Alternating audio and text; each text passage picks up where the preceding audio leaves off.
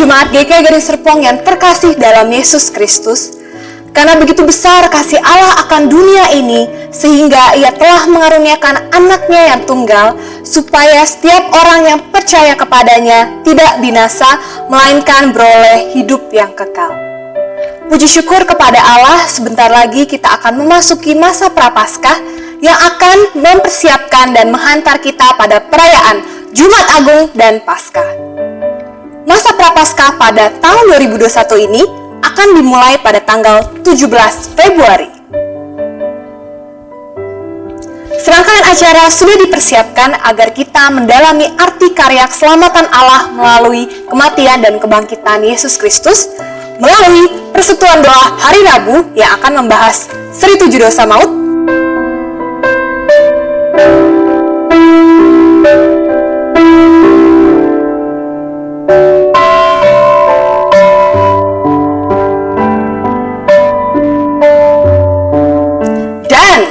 Minggu.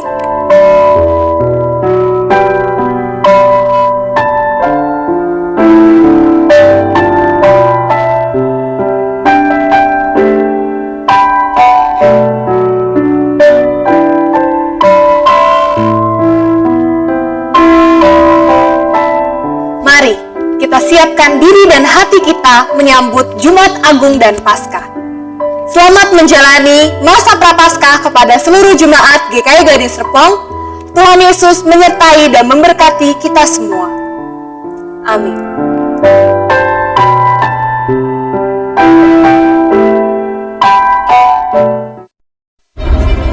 Sejak awal Allah mengetahui bahwa kita tak akan sanggup. Kita tak mungkin bisa tahan. Maka Dia mengirimkan anaknya menjalani via dolorosa, lalu mati menggantikan kita.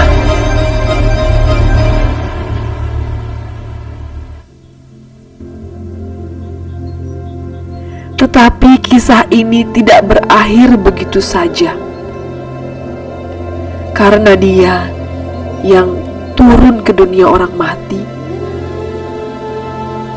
tidak tinggal selamanya di sana.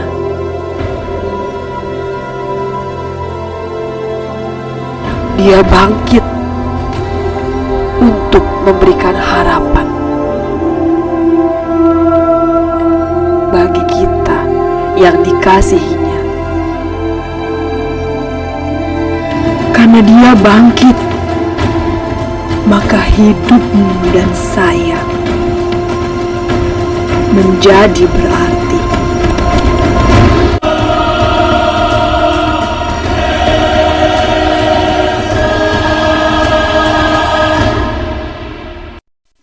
Tanda paku di kaki dan tangan, tanda cintanya Tuhan.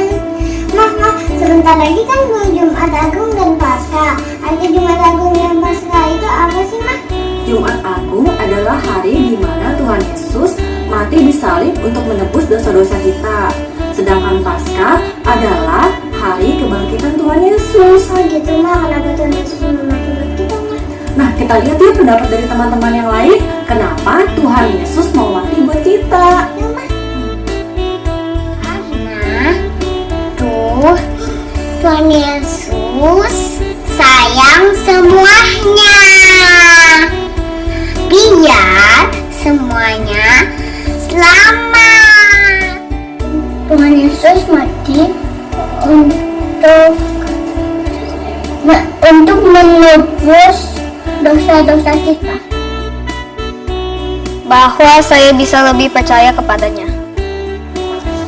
Saya harap saya bisa menjadi lebih taat kepada orang tua saya dan otoritas lain yang di atas saya. Nah, Gwen, kita sudah dengar pendapat dari teman-teman yang lain. Gwen mau tahu lebih jelas lagi nggak tentang Jumat Agung dan Paskah? Mau, Mah.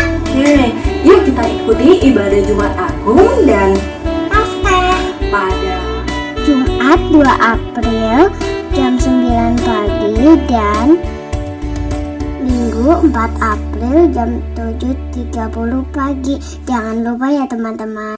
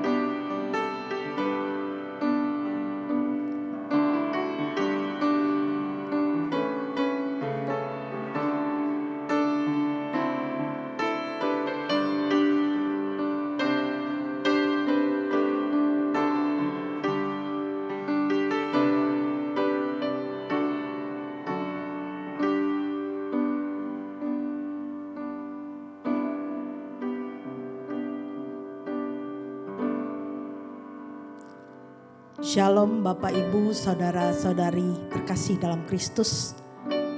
Selamat malam. Puji syukur pada Tuhan kalau hari ini kita masih diberikan izin oleh Tuhan untuk berkumpul bersama walaupun secara online dan mengikuti persekutuan doa Rabu malam ini. Mari kita persiapkan diri kita untuk masuk ke dalam ibadah doa hari ini. Kita menyanyikan satu lagu. Biar seluruh bumi nyanyikan kebesaran-Mu.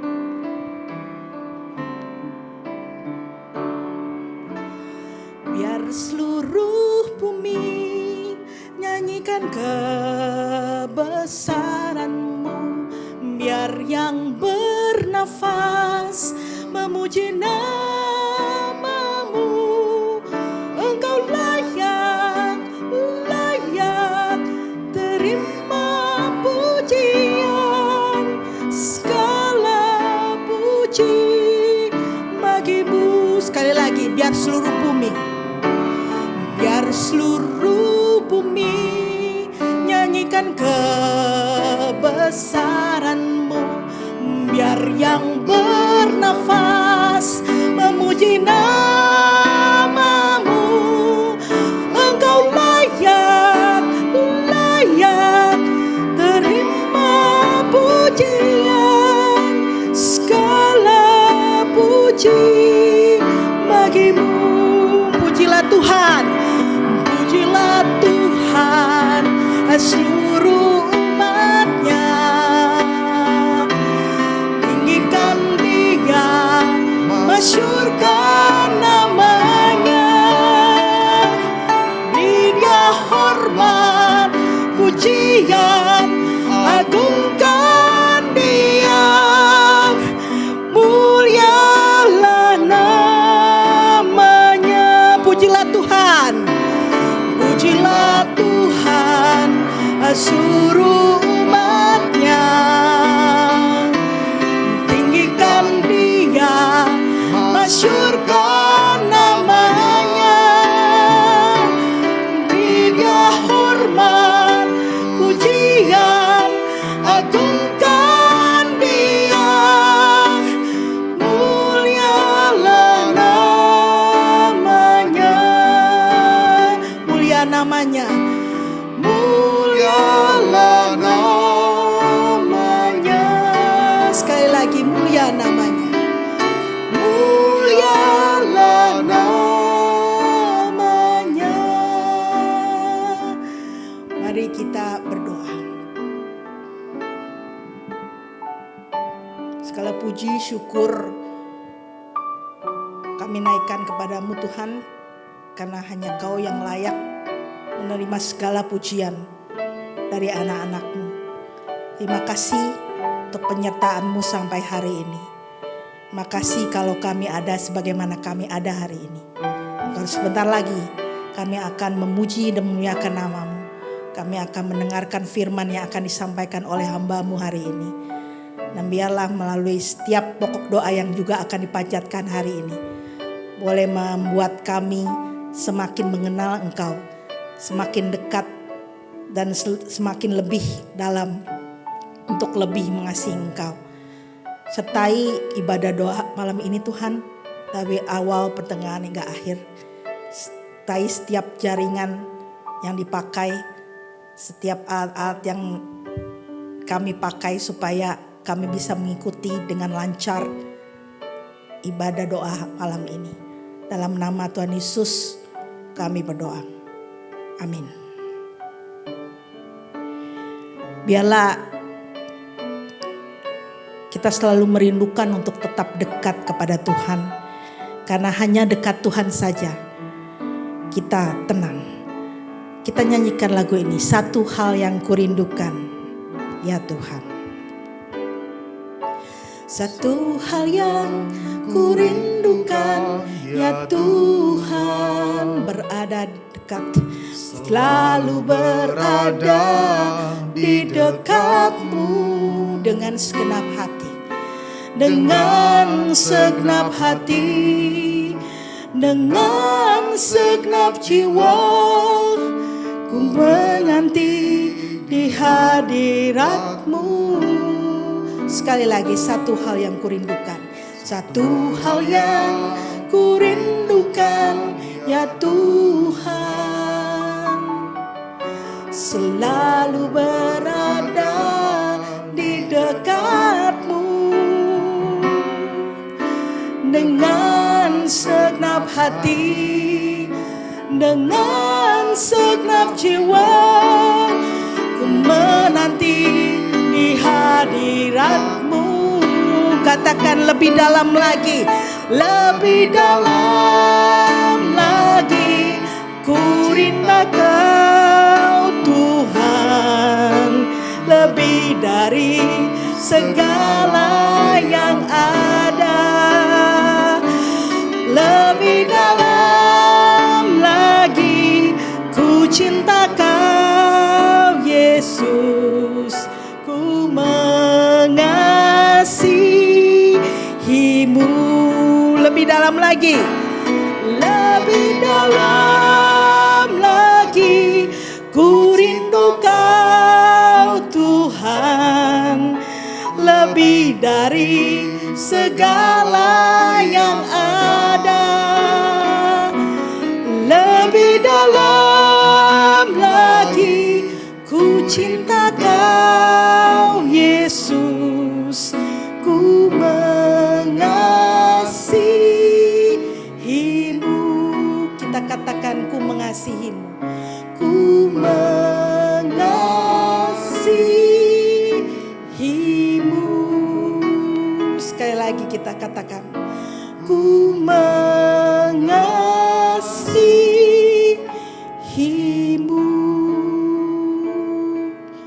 Mari kita siapkan hati kita untuk mendengarkan firman Tuhan. Dan biarlah sesuai dengan lagu yang kita nyatakan bahwa kita mengasihi Tuhan. Biarlah Tuhan sendiri yang menyelidiki setiap hati kita. Apakah kita benar-benar sungguh mengasihi Tuhan melalui apa yang kita lakukan, melalui hidup kita. Biarlah kita mempersilahkan Tuhan sendiri yang menyelidiki hati kita. Selidiki aku dan lihat hatiku.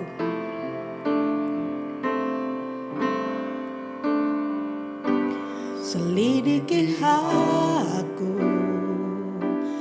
lihat hatiku.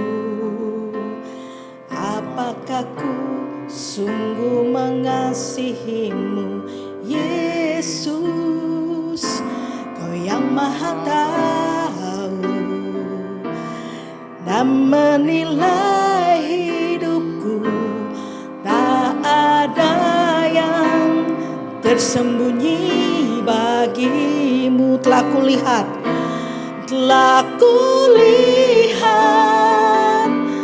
kebaikan-Mu yang tak pernah habis di hidupku. Ku berjuang sampai akhirnya Kau dapati aku tetap Kita katakan sekali lagi, selidiki aku, lihat hatiku. Selidiki aku, lihat hatiku. Apakah ku sungguh mengasihimu, Yesus? Kau yang maha tahu dan menilai hidupku. Tak ada yang tersembunyi bagimu. Telah kulihat kebaikanmu yang tak pernah habis di hidupku.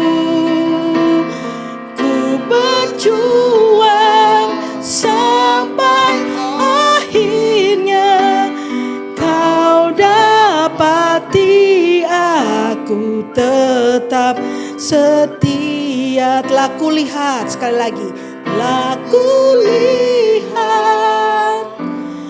kebaikanmu yang tak pernah habis, yang tak pernah habis di hidupku. Ku berjuang sampai akhirnya kau dapati aku tetap setia. Kau dapati aku tetap setia. Sekali lagi, kau dapati aku tetap setia. Waktu dan tempat saya persilahkan Pak Martin.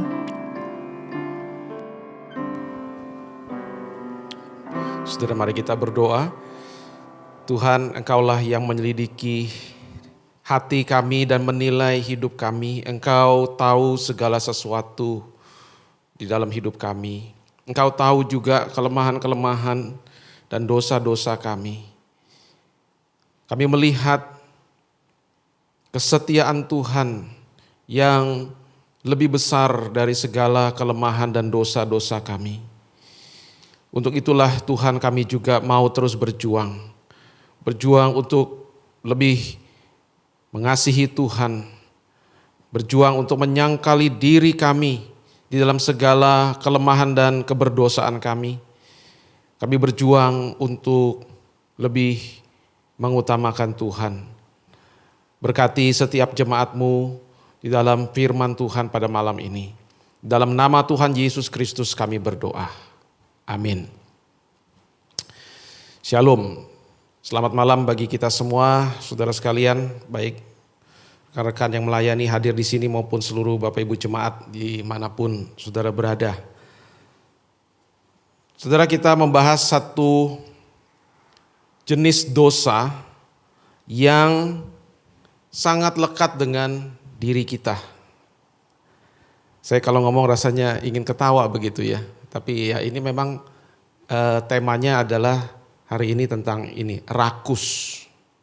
Rakus. Saudara, menurut definisi yang sederhana, gluttony ini disebutkan the habit of eating and drinking too much. Jadi satu kebiasaan makan dan minum terlalu banyak, ya, terlalu berlebihan. Jadi ini memang adalah the problem about eating and drinking habit, begitu.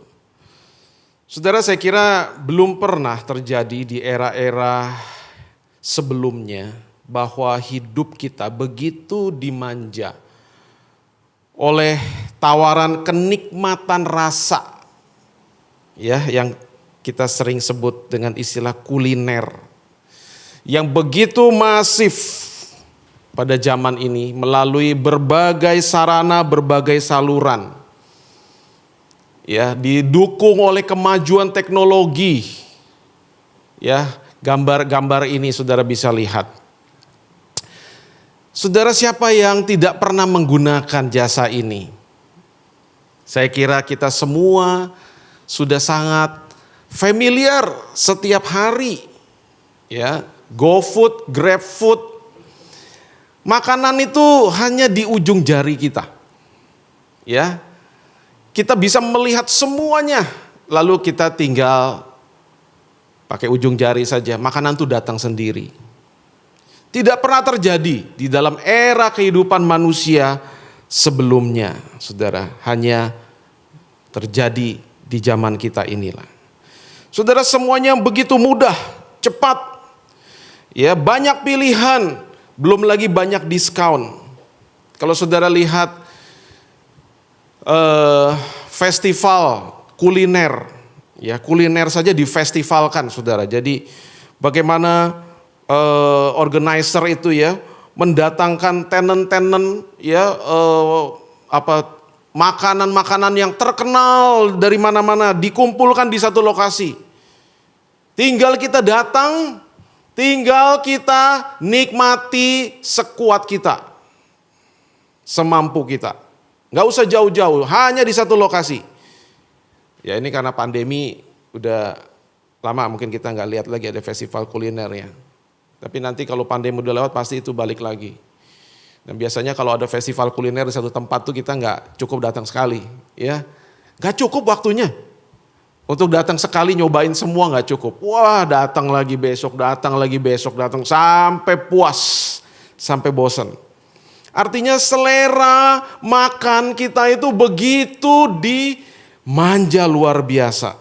Belum lagi kalau kita lihat zaman ini semua channel-channel ya tentang ulasan kuliner itu banjir luar biasa. Ya. Sehingga sekarang juga ada profesi yang muncul yang tidak pernah dulu ada sebelumnya, yaitu YouTuber kuliner. Wah, itu saudara jangan main-main loh, jadi YouTuber kuliner. Ya. Itu bisa mendapatkan penghasilan yang luar biasa, yang fantastis. Mungkin saudara sering kan lihat di gadget ya. Kalau yang luar negeri itu yang kadang saya suka lihat tuh The Food Ranger. Saudara pernah lihat The Food Ranger? Ya? Atau kalau yang Indonesia Next Carlos. Saudara pernah lihat itu? Ya, dia pergi satu tempat, oh ini makanan-makanan di Indonesia begitu. Kalau kita lihat TV, program-program cooking class begitu ya. Di TV seperti MasterChef, Gordon Ramsay, Jamie Oliver, ya, Taste Life, gak usah di TV sih, di gadget kita semua itu muncul, saudara. Ya. Jadi kita kalau ngelihat itu, coba misalnya tadi ditampilkan gambar itu, kita itu disuguhkan, ya, tampilan makanan, tolong yang tadi ditampilkan, makanan-makanan yang sangat menggugah selera kita sehingga tanpa sadar kita itu menginternalisasi itu di dalam pikiran kita. Kita lihat ya, kemudian masuk ke dalam pikiran dan kemudian masuk ke dalam keinginan. Nah, kalau sudah ada keinginan itu sudah menjadi sangat kuat sehingga kita akan berusaha untuk pokoknya bisa dapat itu. Bisa makan itu. Apalagi kalau masih dalam range jangkauan. Ya. Kita akan datang, kita pasti akan sengaja ya, alokasikan waktu, tenaga, biaya pokoknya untuk bisa menikmati sajian itu. Saudara, jadi mata, pikiran, keinginan, selera dibombardir gila-gilaan, dirangsang habis-habisan. Dulu seorang rekan hamba Tuhan, pendeta, dia pernah bilang gini, ya orang Kristen itu dilarang ya hal-hal yang duniawi, misalnya seks bebas. Kenapa? Ya karena itu dosa. Orang Kristen juga nggak boleh minum minuman keras. Kenapa? Karena itu bisa mabok, itu juga dosa. Nah, yang tidak dilarang apa? Makan. Maka jadilah pelampiasannya banyak orang Kristen itu ke makan. Ya saudara, mungkin ini juga ada benarnya. Tapi saudara, mengenai dosa yang satu ini, rakus, ini sangat tidak mudah diatasi. Kenapa? Karena soal makan minum itu adalah bagian hidup sehari-hari. Sehingga banyak orang menganggap itu manusiawi. Bahkan itu menjadi sebuah seductive virtue. Satu nilai yang sangat menggoda. Nah saudara, kalau zaman dulu ya,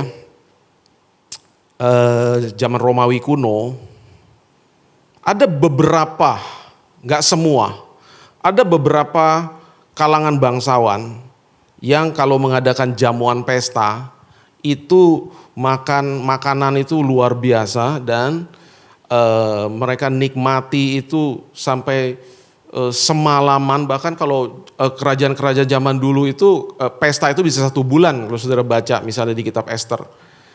Ya, segala jenis makanan yang terbaik disajikan. Orang hanya sambil berbaring itu makan terus, makan, minum anggur, makan, minum anggur. Dan kalau sudah terlalu banyak, mereka bisa ada disediakan satu wadah begitu untuk mereka muntahkan lagi semua. Mereka muntahkan semua, lalu mereka makan lagi, minum lagi, makan lagi, minum lagi. Saudara,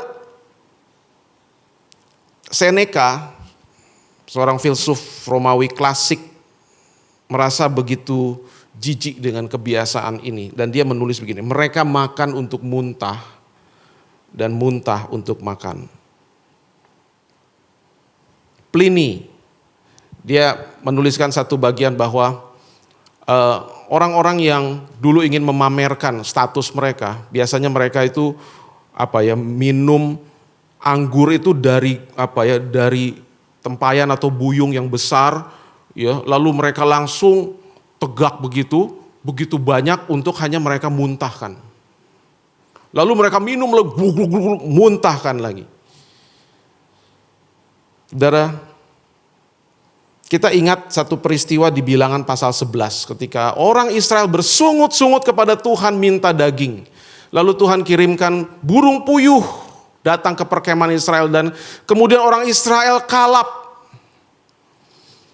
Ya, kemasukan nafsu rakus dikatakan dan Tuhan murka sehingga banyak di antara orang Israel yang mati dihukum oleh Tuhan. Ya, burung puyuh itu begitu banyak dan mereka itu jadi kalap, jadi rakus. Mereka sambil makan, ya, itu daging masih di mulut mereka, mereka terus kumpulkan. Tuhan murka.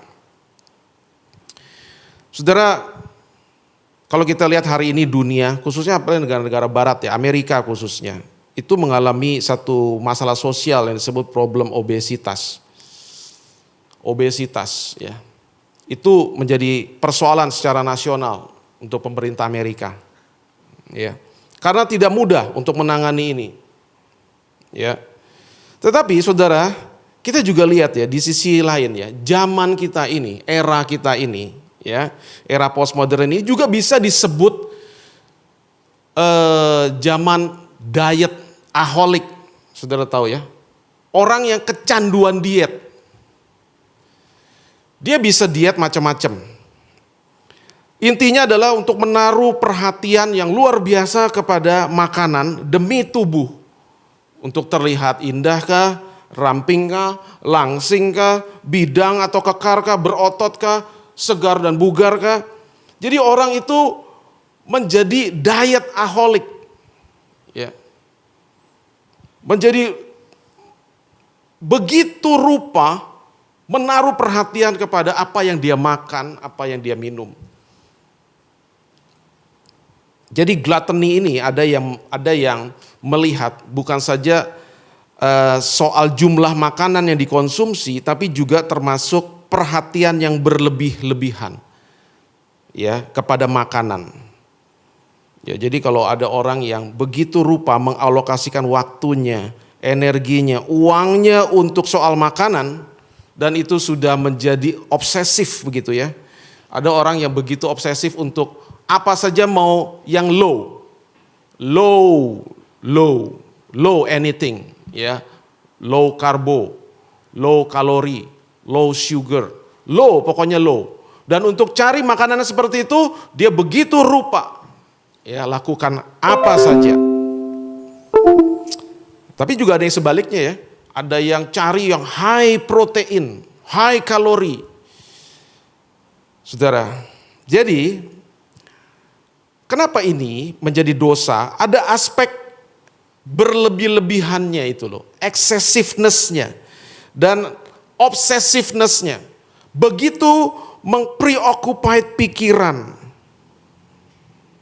Jadi bukan hanya terbatas soal jumlah makanan dan minuman yang disantap, tapi soal perhatian dan fokus yang begitu berlebihan pada makanan.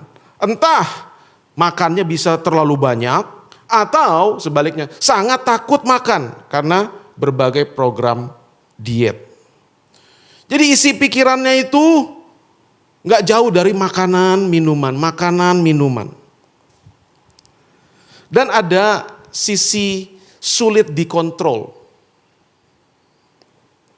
uncontrollable, ya, sulit untuk membatasi diri. Saudara, kalau malam-malam biasanya belum tidur, nah itu perut kan biasanya suka lapar ya. Nah, kita tahu sebenarnya makan malam-malam itu kalau udah mau tidur tuh kurang baik. Tapi apa daya, saudara? Dosa rakus ini sangat melekat ya pada kehidupan banyak orang. Saya akui, termasuk juga saya. Jadi kalau sudah malam itu turun ya. Tadinya ini saya ngomong apa adanya ya, kemarin itu baru terjadi. Malam-malam itu sebenarnya saya udah gak mau makan. Ya tapi lapar rasanya ya. Belum tidur. Ibu Nelly rebus Indomie. Aduh, cium bau Indomie itu loh, ya. Malam-malam Indomie telur saya lihat begitu. Tadinya saya udah nggak mau, nggak tahan saya minta rebusin lagi. Ya saya makan akhirnya. Padahal tadinya saya nggak mau begitu, nggak ada rencana tapi nggak kuat melihat. Aduh, dia makan enak banget ya. Belum nyium baunya begitu. Aduh, udah rebusin satu. Saudara, ada sesuatu yang kita sadari. Ada orang yang begitu nggak bisa lepas dari Coca-Cola. Itu biasanya mungkin banyak anak-anak, tapi orang dewasa juga banyak. Pokoknya tiap hari nggak bisa nggak minum Coca-Cola. Nah, saudara tahu apa yang sangat akrab dengan kita hari ini? Minuman apa? Yang tiap hari Bapak Ibu pasti kalau pagi-pagi cari? Nah, itu kopi. Kopi. Ya. Siapa di antara kita yang kopi mah saya kalau lagi pengen aja. Kalau kita udah begitu rupa ya terikat sama kopi itu memang sulit sekali lepas. Ya. Mau coba-coba nggak minum kopi. Tapi begitu nggak minum rasanya kepala pusing langsung. Ya, begitu minum kopi udah hilang. Iya memang itu salah satu efeknya. Ya, saudara. Saya baca artikel-artikel mengenai kesehatan, saudara. Ya ada yang bilang kalau kita minum kopi memang yang paling baik, yang paling sehat itu kopi hitam, tidak pakai gula, tidak pakai creamer, tidak pakai susu. Dan takarannya itu ya kurang lebih 3 cangkir lah. Ya, kalau terlalu banyak, nah itu bisa efeknya negatif, bisa jantung berdebar, bisa kena lambung. Bisa juga menimbulkan gelisah begitu ya. Susah tidur, insomnia bisa kalau terlalu banyak. Saudara, ada orang yang maksudnya yang memang juga sudah eksesif. Ya, sulit untuk dikontrol. Begitu. Ya. Dan ada artinya ketergantungan. Saudara, kalau kita melihat begini, saya tidak katakan semua, tetapi banyak di antara kita yang sangat mudah dan sering jatuh ke dalam dosa gluttony ini. Dosa oleh karena makan minum tidak lagi menjadi sarana kita untuk merasakan syukur akan nikmat dari Tuhan, tapi sudah menjadi tujuan bagi dirinya sendiri. Kenikmatan perut dan mulut itu sudah menjadi nilai tertinggi yang kita kejar untuk mendapatkan pemuasan. Ironisnya saudara, semakin kita kejar, semakin kita merasa tidak mendapatkan kepuasan. So what? Apa yang kalau begitu perlu untuk kita sikapi sebagai orang percaya? Saudara, yang pertama saya pikir kita harus menyadari, realize, dan admit, mengakui. Kalau kita nggak menyadari dan kita menyangkal, sulit untuk kita bisa mengatasi dosa ini. Nggak apa-apa kok, itu biasa kok, semua orang juga begitu kok. Ya. Tapi kalau kita akhirnya menyadari, ya, saya memang rakus. Mungkin bukan rakus secara bagaimana ya, vulgar begitu, tapi saya rakus. Saya akui, rakus dalam hal ini, rakus dalam hal itu. Apalagi kalau bicara mengenai apa yang saya udah suka, saya nggak bisa kontrol lagi sudah. Saya harus dapatkan makan itu ya sebanyak yang saya mau. Saudara, kita harus datang kepada Tuhan, mengakui itu, bahwa itu memang telah menjadi ilah atau berhala. Kita menyadari bahwa diri kita sudah datang kepada altar itu, nafsu rakus itu, untuk kita kemudian kita sujud di situ. Dan tempat Tuhan itu sudah digantikan. Kita perlu datang kepada Tuhan, memohon Tuhan buka kesadaran saya. Saya memang ada kelemahan di sini. Ini merupakan sebuah dosa yang sering kali menggantikan tempat Tuhan. Mohon Tuhan celikan mata saya untuk menyadari ini, dan mohon Tuhan tolong saya untuk bisa melihat ada hal lain, yaitu Engkau sendiri yang lebih indah, yang lebih nikmat dari makanan, dari minuman. Saudara, yang kedua,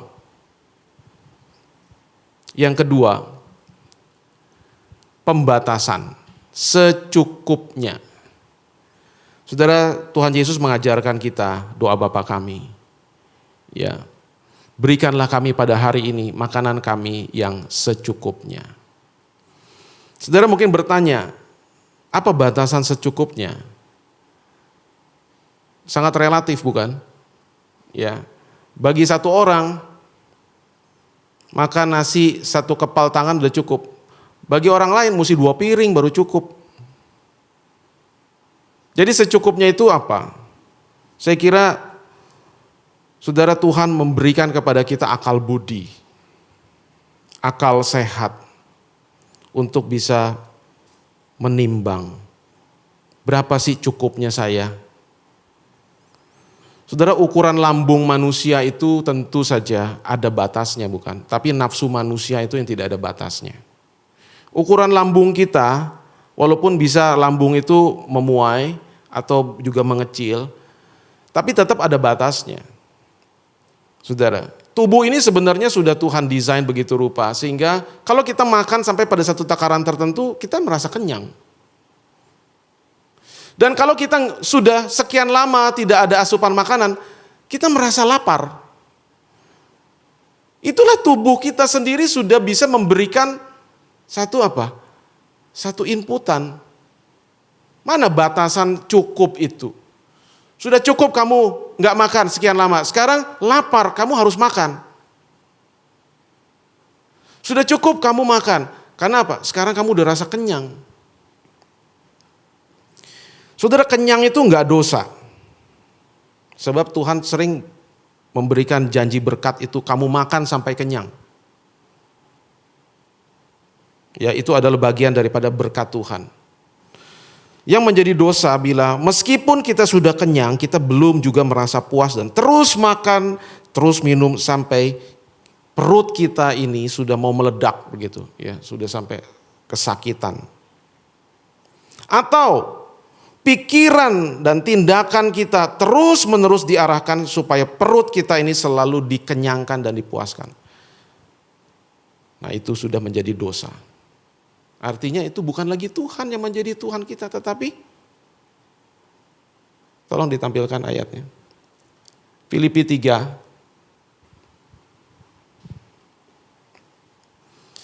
Saudara, Paulus memberikan satu kritik ya di dalam pasal 3 surat Filipi. Kesudahan mereka ialah kebinasaan, Tuhan mereka ialah perut mereka, kemuliaan mereka ialah aib mereka, pikiran mereka semata-mata tertuju kepada perkara duniawi. Jadi banyak orang yang menjadikan perut itu sebagai Tuhan sudah.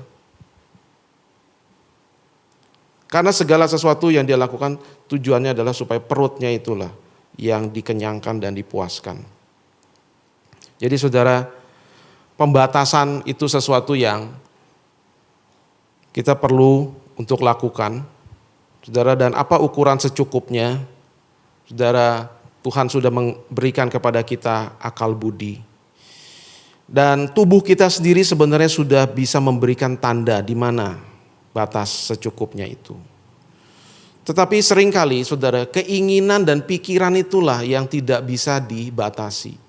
Itulah sebabnya saudara, kadang apa yang kita lihat itu masuk ke dalam pikiran, dan pikiran itu kemudian kita biarkan sehingga pikiran itu akhirnya semakin intens, kemudian berubah menjadi sebuah niat atau keinginan. Kalau sudah sampai di situ biasanya kita akan kalah. Biasanya, nggak selalu, tapi biasanya. Jadi saudara, memang pikiran ini yang harus dibatasi. Kalau kita mikirin makanan terus ya, artinya kita harus alihkan pikiran untuk memikirkan hal yang lain.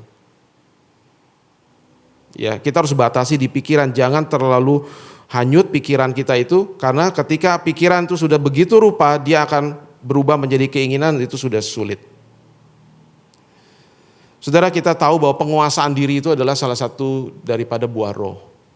Jadi artinya saudara, kita memang menyadari kita ini nggak mungkin bisa mengeluarkan buah penguasaan diri di luar daripada pertolongan Roh Kudus.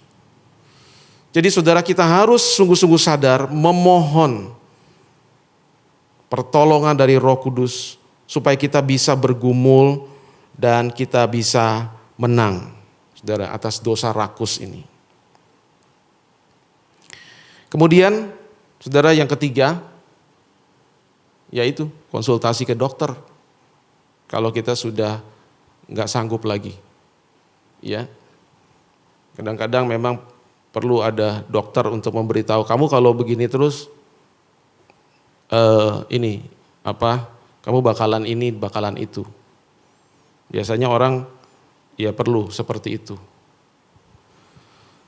Saudara ya, ada orang-orang yang memang perlu untuk mendapatkan bantuan dari pihak luar. Ya, dalam hal ini dokter, untuk memberitahu apa yang harus dilakukan. Ya, kalau ada disorders atau ada eksesif ya soal habit makan dan minum, saudara ya, perlu konsultasi ke dokter. Saudara. Ada satu ayat dari Amsal, silakan kalau ditampilkan. Ya, bila engkau duduk makan dengan seorang pembesar, perhatikanlah baik-baik apa yang ada di depanmu. Taruhlah sebuah pisau pada lehermu bila besar nafsumu. Jangan ingin akan makanan yang lezat, itu adalah hidangan yang menipu. Saudara, ini secara umum bicara memang mengenai kewaspadaan. Kalau kamu diundang, lihat siapa yang ngundang. Oh, pembesar. Oh, dia pembesar ngundang kamu. Biasanya pasti ada interest, ada kepentingan. Nah, dia sajikan makanan yang lezat-lezat. Makan sebanyak-banyaknya, nanti setelah itu kamu akan digiring kepada apa yang dia mau dari kamu. Makanan yang lezat itu bisa-bisa menjadi bribe, menjadi penyuapan untuk kamu melakukan sesuatu yang salah. Jadi kamu harus waspada. Ya, jadi di sini dikatakan apa? Taruh sebuah pisau pada lehermu kalau besar nafsumu. Jadi intinya saudara, rakus itu memang bisa membawa malapetaka, bisa membawa masalah. Seringkali ini penggambarannya tentu bukan artinya kita sendiri taruh pisau di leher, tapi ini artinya waspada, berjaga-jaga begitu ya. Dan saudara, kalau memikirkan mengenai taruh pisau di leher, kita sendiri biasanya tentu akan tolerate kan kepada diri kita. Kalau kita udah suka sesuatu, pengen sesuatu, maka kita butuh memang bantuan orang lain. Bantuan orang lain itu biasanya ya pasangan kita bisa mengingatkan. Ya, itu pisau di leher kita itu pasangan. Woi, udah nggak boleh lagi. Itu pisau di leher. Atau dokter, kalau ibu atau bapak masih teruskan begini, bakalan ini, ya bakalan. Nah itu pisau di leher itu orang lain, saudara. Ya, jadi saudara sebenarnya selera makan, indera pengecap, kita bisa merasakan kelezatan rasa, itu merupakan pemberian Tuhan. Itu hal yang baik. Asal ditempatkan pada tempatnya. Yaitu apa? Kita makan tuh waktu kita bisa menikmati makanan yang lezat tuh. Pernah gak saudara berpikir, aduh Tuhan terima kasih. Ini makanan nikmat banget ya, Tuhan bisa kasih saya cicipin makan begini. Ada gak rasa syukur? Atau waduh pokoknya gue habek aja sebanyak-banyaknya gitu ya, mumpung lagi enak ini. Saudara, tempatkan pada tempatnya. Dan saudara tahu bahwa nanti di surga itu penggambarannya Alkitab sering bilang apa? Perjamuan, feast. Feast itu sebenarnya adalah apa? Kebahagiaan bersama. Untuk apa? Bisa ada fellowship dan saling berbagi. Makan, minum, merasakan nikmat bersama. Ada Tuhan di situ. Saudara, jadi saudara makan, menikmati itu enggak apa-apa. Bahkan itu adalah berkat yang Tuhan janjikan. Tetapi ketika segala hal yang baik diposisikan secara salah, tidak pada tempatnya, itulah berhala, itulah dosa. Saudara, biarlah topik pada malam ini boleh menolong kita untuk melihat diri kita masing-masing. Sebab saudara, dosa gluttony ini, dosa yang sangat lekat dengan hidup kita sehari-hari. Karena kita makan dan minum sehari-hari, apalagi kalau kita orangnya doyan makan. Saudara, ya. Ini dosa jemaat, dosa hamba Tuhan juga sama. Ini saudara, terus terang ya, gluttony ini. Saya hamba Tuhan apa sering-sering diajak makan. Kan apa-apa diajak makan. Jadi kita banyak tahu makanan yang enak-enak begitu. Ya jadi seperti itu. Jadi kita pengen selalu cari makan yang enak-enak. Begitu saudara ya. Nah jadi, tetapi kita ingat ya bahwa jangan sampai apa yang baik yang Tuhan berikan, akhirnya posisi dan tempatnya salah. Harus tetap pada proporsinya. Tuhan memberkati. Amin. Kita berdoa. Tuhan, kami sadar dalam dosa yang satu ini kami semua juga sangat rentan dan lemah. Bahkan kami sering jatuh. Tuhan, tolong kami untuk menyadari ini juga bagian daripada perjuangan kami sebagai orang percaya untuk lebih mengasihi Tuhan. Dan bukan mengasihi perut kami. Tuhan, pimpin kami. Berikan kepada kami ya Allah Roh Kudus kuasa untuk boleh menyangkal diri, mengalahkan hawa nafsu, kerakusan, dan belajar untuk menjadikan Tuhan sebagai yang lebih utama. Berkati seluruh jemaat-Mu. Demi Tuhan Yesus kami berdoa. Amin.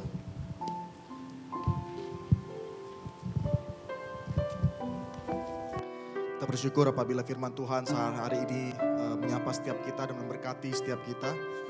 Dan waktunya saat ini kita berdoa, menaikkan pokok-pokok doa kita di hadapan Tuhan.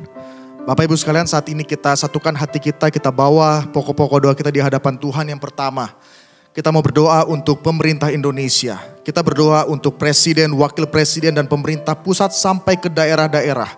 Agar tetap kuat, harmonis, stabil, bersih, dan dijauhkan dari korupsi dan manipulasi.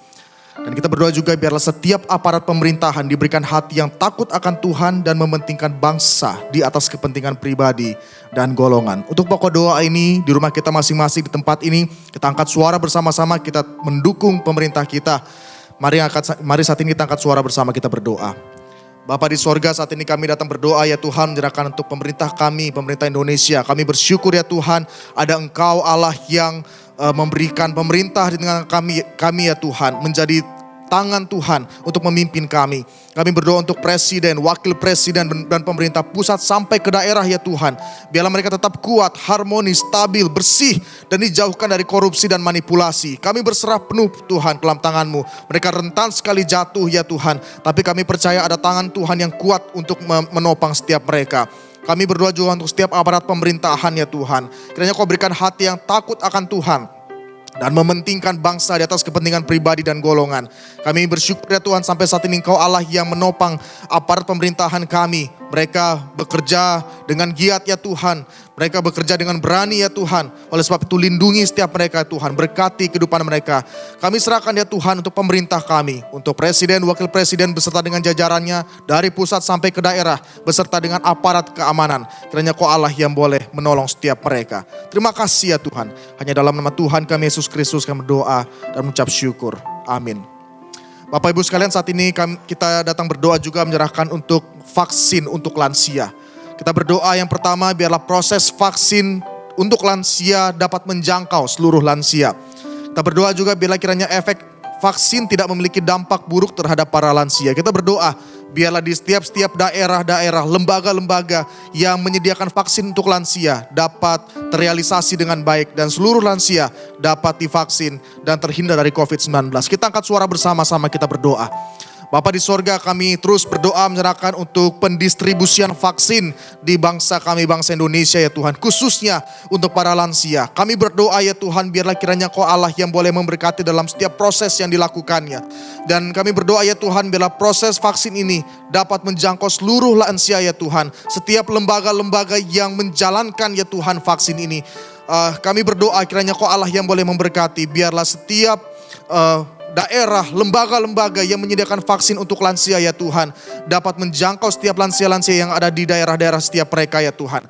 Kami berdoa juga untuk efek vaksin ini ya Tuhan kiranya tidak berdampak buruk bagi para lansia. Berikan mereka tubuh yang sehat, berikan mereka tubuh yang kuat ya Tuhan, agar mereka dapat menerima vaksin ini untuk melindungi mereka dari COVID-19. Kami berdoa Tuhan, menyerahkan ke dalam tangan-Mu. Hanya di dalam nama Tuhan kami Yesus Kristus kami berdoa dan mengucap syukur. Amin. Bapak Ibu sekalian, saat ini kita datang berdoa juga menyerahkan untuk Yayasan Pelayanan GKY. Saat ini Sinode GKY mempunyai beberapa yayasan pelayanan seperti IPK, Yayasan Hidup Baru, Amanat Agung, dan Gema Kasih Yobel. Yang pertama kita berdoa, biarlah agar melalui Yayasan Pelayanan GKY tersebut dapat menjadi berkat. Bukan hanya untuk jemaat GKY, tetapi juga untuk orang-orang yang belum mengenal Tuhan. Dan yang kedua kita berdoa, biarlah Tuhan berkati setiap pengurus dalam yayasan sehingga dapat memikirkan dan membuat program-program yang baik buat kemajuan yayasan. Mari Bapak Ibu sekalian kita dukung dalam doa untuk Yayasan Pelayanan GKY. Kita angkat suara bersama-sama, kita berdoa. Kami terus berdoa ya Tuhan, menyerahkan untuk Yayasan Pelayanan GKY. Kami bersyukur ya Tuhan apabila Yayasan Pelayanan GKY yang terdiri dari IPK, Yayasan Hidup Baru, Amanat Agung, dan Gema Kasih Yobel ya Tuhan boleh berdiri untuk tidak hanya menjadi berkat bagi jemaat GKY, tapi juga dapat menjadi berkat bagi orang-orang di sekitar, di luar GKY, dan orang-orang yang belum mengenal Tuhan. Oleh sebab itu kami berdoa ya Tuhan, menyerahkan ke dalam tangan-Mu. Kiranya Kau Allah yang boleh menolong setiap orang-orang yang ada di yayasan, yang ada dalam organisasi.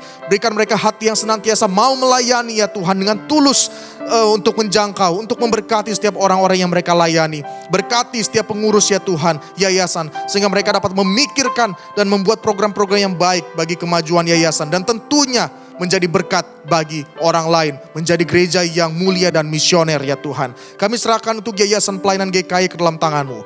Hanya di dalam nama Tuhan kami Yesus Kristus kami berdoa dan mengucap syukur. Amin. Saat ini kita juga datang berdoa menyerahkan untuk ibadah Jumat Agung dan Paskah. Kita berdoa menyerahkan untuk acara ini sudah semakin dekat. Yang pertama kita berdoa untuk ibadah Jumat Agung dan Paskah di seluruh dunia, khususnya di Indonesia, dapat berlangsung dengan aman dan dijauhkan dari gangguan apapun. Khususnya di tengah-tengah pandemi seperti ini tentu bukanlah hal yang mudah. Tapi kita berdoa biarlah seluruh rangkaian acara yang dilakukan secara online, secara virtual dapat memberkati, menjangkau, berdampak bagi setiap orang-orang yang mengikuti ibadah. Setiap persiapan para pelayan ibadah kita serahkan ke dalam tangan Tuhan. Hamba Tuhan, panitia dan seluruh jemaat untuk dapat mengikuti ibadah ini. Mari saat ini kita berdoa untuk ibadah Jumat Agung dan Paskah. Kami berdoa Tuhan menyerahkan ke dalam tangan-Mu untuk ibadah Jumat Agung dan Paskah. Kami bersyukur ya Tuhan apabila momen ini dapat kami kembali bisa ikuti di tahun ini. Kami berdoa ya Tuhan, biarlah kiranya acara ini, Jumat Agung dan Paskah ini tidak hanya sekedar menjadi momentual tahunan belaka yang berlalu dengan begitu saja, sekedar peringatan belaka ya Tuhan. Tapi kami rindu biarlah Jumat Agung dan Paskah boleh kembali meneguhkan iman kami, iman percaya kami, bahwa Engkau Allah yang mati bagi kami ya Tuhan, menyelamatkan kami orang-orang yang tidak layak ini, yang layak untuk menerima berkat Tuhan dan mendapatkan pengharapan oleh karena kebangkitan Tuhan Yesus. Kami berdoa Tuhan untuk ibadah Jumat Agung dan Paskah seluruh dunia, khususnya di Indonesia, biarlah dapat berlangsung dengan aman dan dijauhkan dari gangguan apapun. Kami tahu ya Tuhan, mungkin masih di tahun ini kami melaluinya bukan dengan situasi yang ideal. Kami harus melewatinya dengan secara virtual, secara online. Ya Tuhan, kami rindu ya Tuhan, biarlah dengan situasi yang seperti ini pun Engkau Allah yang boleh menjamah setiap kami, setiap jemaat Tuhan yang menyaksikan ibadah secara online ya Tuhan. Biarlah mereka kembali dikuatkan, mereka diberikan pengharapan bahwa Engkau Allah yang telah mati dan bangkit bagi setiap kami. Kami berdoa juga menyerahkan untuk persiapan para pelayan ibadah di tengah-tengah keterbatasan pandemi seperti ini Tuhan. Kami doakan untuk hamba Tuhan, panitia, seluruh jemaat untuk mengikuti ibadah. Biarlah mereka ya Tuhan semua dapat mempersiapkan dengan baik. Setiap hamba Tuhan boleh merenungkan dengan sungguh-sungguh ya Tuhan makna Jumat Agung dan Paskah di tahun ini. Dan seluruh jemaat biarlah mereka dapat mengikuti ibadah ini dengan khusyuk. Ya Tuhan, kami serahkan ke dalam tangan-Mu. Hanya dalam nama Tuhan kami Yesus Kristus kami berdoa mengucap syukur. Amin. Kita doakan juga untuk pemilihan majelis di gereja kita. Kita berdoa yang pertama untuk proses pendataan dan verifikasi jemaat yang akan memilih. Yang kedua kita berdoa untuk proses voting tanggal 11 April.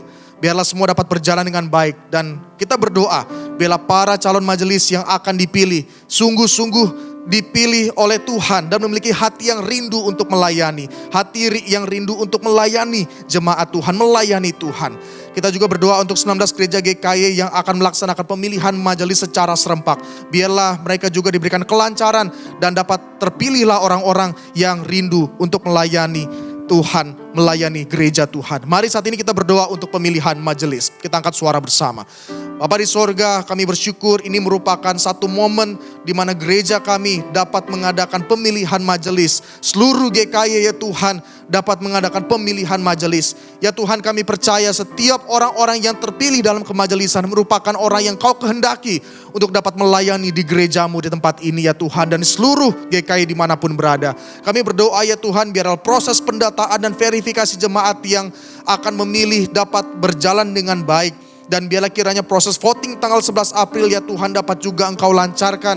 Dan kiranya ya Tuhan, orang-orang yang terpilih memang rindu, adalah orang-orang yang rindu untuk melayani, memberikan hidup mereka ya Tuhan untuk melayani jemaat Tuhan.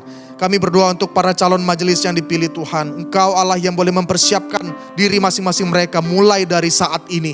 Biarlah mereka Tuhan, setiap mereka yang akan terpilih diberikan kesadaran bahwa inilah satu privilege melayani jemaat Tuhan dengan segala keterbatasan, dengan segala apa adanya mereka ya Tuhan. Kami serahkan ke dalam tangan-Mu 19 gereja GKY yang akan melaksanakan pemilihan majelis.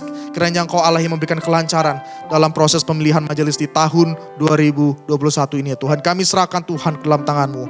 Hanya di dalam nama Tuhan kami Yesus Kristus kami berdoa mengucap syukur. Amin.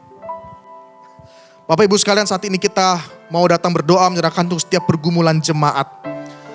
Bapak Ibu, saat ini kita berdoa bagi setiap para hamba Tuhan yang saat ini sedang mengalami kelemahan tubuh. Kita berdoa yang pertama untuk Guru Injil Royke yang melayani di GKY BSD yang saat ini sedang terbaring sakit di Rumah Sakit Eka BSD. Kiranya Tuhan yang boleh menjamah, menyembuhkan. Dan kita juga berdoa untuk Pendeta Chandra Gunawan, Gembala GKY Palembang yang juga saat ini sedang mengalami sakit. Kiranya Tuhan yang memberikan kekuatan untuk Pak Pendeta Chandra dapat melewati sakit yang saat ini sedang dialami. Dan juga berdoa menyerahkan untuk Pendeta Petrus Suryo yang juga saat ini sedang mengalami sakit. Kiranya Tuhan yang boleh menyembuhkan dengan kuasa daripada Tuhan. Mari untuk pokok doa satu, Guru Injil Royke dan Pendeta Chandra dan Pendeta Petrus Suryo. Mari yang pria kita membawa di dalam doa. Dan kita berdoa juga untuk Evangelis Samuel Pristiwantoro dalam pemulihan pasca mengalami kecelakaan beberapa waktu yang lalu. Kiranya Tuhan yang boleh memulihkan, menyembuhkan dengan kuasa daripada Tuhan. Dan Ibu Monica yang saat ini juga sedang terbaring sakit, kiranya Tuhan yang boleh menolong dan menyembuhkan. Untuk pokok doa Evangelis Samuel Pristiwantoro dan juga Ibu Monica yang wanita yang doakan. Dan juga Pak Suryanto, papa dari Bu Lina, mertua dari Pak Sindianto juga kiranya kita berdoa biar Tuhan yang boleh sembuhkan yang saat ini sedang terbaring di rumah sakit di Ukrida. Bagi yang para wanita, Evangelis Samuel Pristiwantoro sampai Pak Suryanto didoakan, dan yang pria Guru Injil Royke sampai Pak Petrus Suryo. Mari saat ini bersama-sama kita angkat suara, kita berdoa. Bapa di sorga, saat ini kami datang menyerahkan untuk setiap para hamba-hamba Tuhan yang saat ini sedang mengalami sakit penyakit. Kami berdoa ya Tuhan untuk Guru Injil Royke yang saat ini sedang terbaring di Rumah Sakit Eka Hospital di BSD Tuhan, yang saat ini sedang mengalami sakit, komplikasi ya Tuhan. Kami berdoa ke dalam tangan-Mu. Kami tidak tahu apa yang saat ini sedang dialami oleh hamba-Mu ini ya Tuhan. Tapi kami percaya Engkau ada di sana. Engkau memberikan kekuatan bagi para hamba-Mu ini ya Tuhan yang sedang mengalami sakit. Kami berdoa ya Tuhan untuk setiap tim medis, baik itu dokter, suster. Kiranya Kau Allah yang boleh memberkati mereka Tuhan. Biarlah dapat menjadi perpanjangan tangan Tuhan untuk menyembuhkan sakit yang saat ini sedang dialami oleh Guru Injil Royke. Saat ini kami datang berdoa juga menyerahkan ya Tuhan untuk Pendeta Chandra Gunawan. Hamba-Mu ya Tuhan yang melayani sebagai gembala di GKI Palembang yang saat ini juga sedang mengalami sakit. Kami berdoa Tuhan menyerahkan ke dalam tangan-Mu. Berikan hikmat bagi dokter ya Tuhan, untuk dapat mengindikasi penyakit yang dialami oleh Pendeta Chandra ya Tuhan. Kiranya dengan indikasi yang baik ya Tuhan, biarlah kiranya pengobatan yang terbaik boleh diberikan untuk hamba-Mu ini.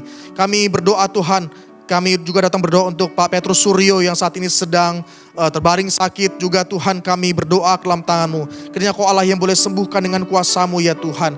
Berikan dia kekuatan, berikan dia sukacita. Kami percaya Tuhan, Engkau tidak meninggalkan setiap mereka. Kiranya penghiburan kekuatan daripada Tuhan boleh senantiasa menaungi setiap mereka ya Tuhan. Kami serahkan juga untuk Pak Samuel, Ibu Monica dan Pak Suryanto yang saat ini sedang mengalami sakit. Kiranya Kau Allah yang boleh menjamah dan memberikan kekuatan bagi setiap mereka. Kami percaya kuasa-Mu nyata, mujizat-Mu masih terjadi ya Tuhan. Hanya di dalam nama Tuhan kami Yesus Kristus kami berdoa dan mengucap syukur. Amin. Bapak Ibu sekalian, saat ini saya tidak tahu apa yang saat ini Bapak Ibu sedang alami.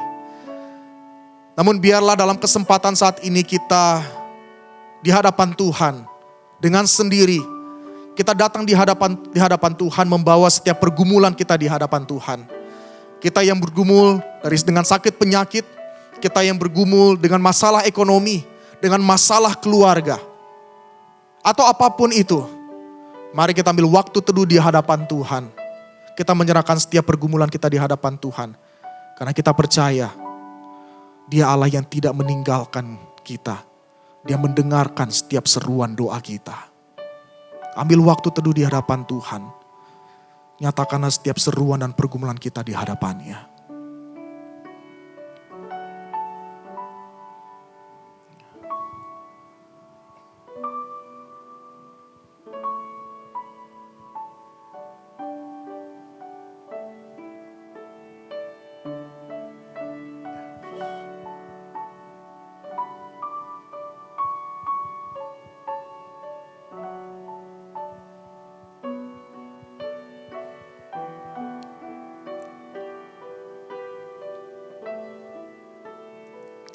Hatiku percaya,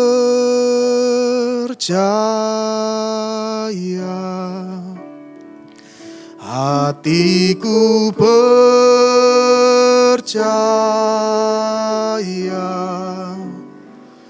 hatiku percaya,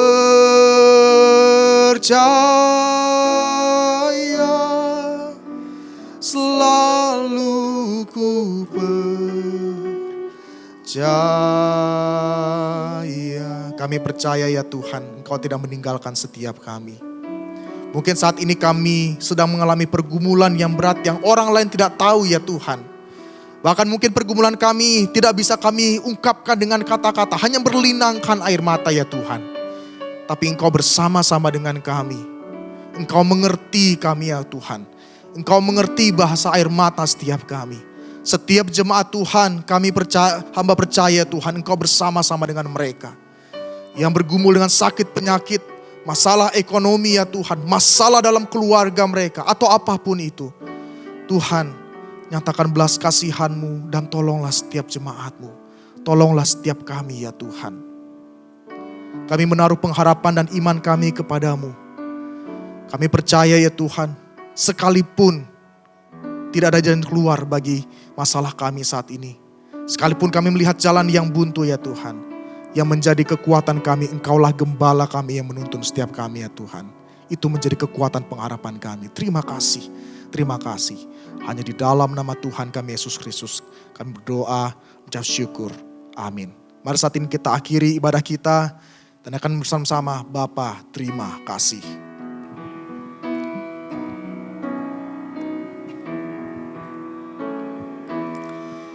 Bapa terima kasih. Kami berterima kasih ya Tuhan. Bapa terima kasih. Bapa di dalam sorga, Bapa di dalam surga, puji terima kasih. Amin. Ibadah doa kita selesai. Saat teduh, Tuhan Yesus memberkati.